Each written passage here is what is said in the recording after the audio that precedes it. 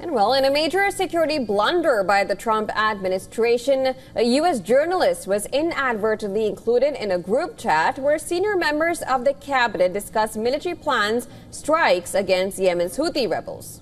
Well, Jeffrey Goldberg, editor-in-chief of The Atlantic, was added to a signal text group in which the U.S. Defense Secretary Pete Hegseth and others planned military strikes. The White House has confirmed Goldberg was accidentally texted classified military information after he published a first-hand account in The Atlantic.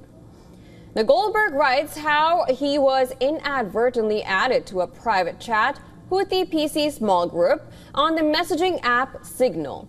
The journalist mentioned that while he initially thought it was a prank, the reality hit him when the U.S. actually started pounding Yemen hours after the messages were received. Goldberg claims that he was added to a private chat called the Houthi PC small group. Signal is not approved by the U.S. government for sharing sensitive information. He has further claimed that the U.S. Secretary of Defense Pete Hegseth sent details of the U.S. strikes, and this includes precise information about weapon packages, targets, and timing. Now, as per The Atlantic editor, the chat had top senior U.S. officials, including Vice President J.D. Vance, Secretary of State Marco Rubio, Defense Secretary Pete Hegseth, and Director of National Intelligence Tulsi Gabbard. National Security Council spokesperson Brian Hughes has said that the message thread that was reported appears to be authentic, that the administration was reviewing how an inadvertent number was added to the chain. However, Hegseth has denied the claim, saying no one had texted war plans. He went to criticize the journalist as deceitful and accused him of repeatedly spreading hoaxes.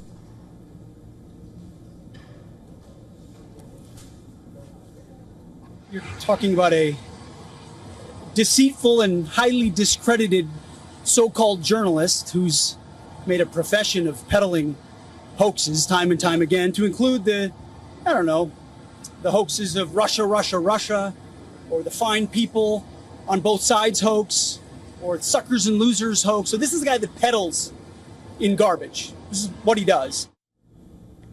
Democratic lawmakers swiftly blasted the misstep, saying it was a breach of U.S. national security and a violation of law that must be investigated by Congress. On this text chain, conversations went at length about imminent military operations, including specific targets, weapons, and attack plans. These text messages very likely included classified U.S. intelligence. And the entire time, nobody seemed to realize that a private citizen without security clearance had access to this conversation. Mr. President, this is one of the most stunning breaches of military intelligence I have read about in a very, very long time. Well, it's interesting to note that even as the White House admitted to having accidentally leaked classified details about the strikes, it said that President Trump continues to have the utmost confidence in his national security team. The U.S. president earlier said he did not know anything about the issue.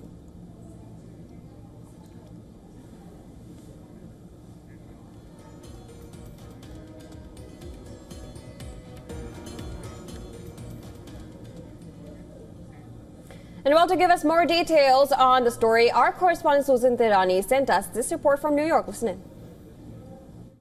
In a possible significant security lapse, top Trump administration officials, including Defense Secretary Pete Hegseth and Vice President J.D. Vance, inadvertently included journalist Jeffrey Goldberg to a Signal group chat discussing military operations against Yemen's Houthi rebels. Goldberg alleges that the chat included military operations and plans, targets, even weaponry. The National Security Council has confirmed the authenticity of the communications and says that it has launched an investigation into this possible breach. Now, this has caused bipartisan concern about the handling of classified information on encrypted messaging apps for official communication. Meanwhile, Defense Secretary Pete Hegseth says that no sensitive military plans were revealed during those conversations. Susan Tehrani reporting from New York for WION World is One.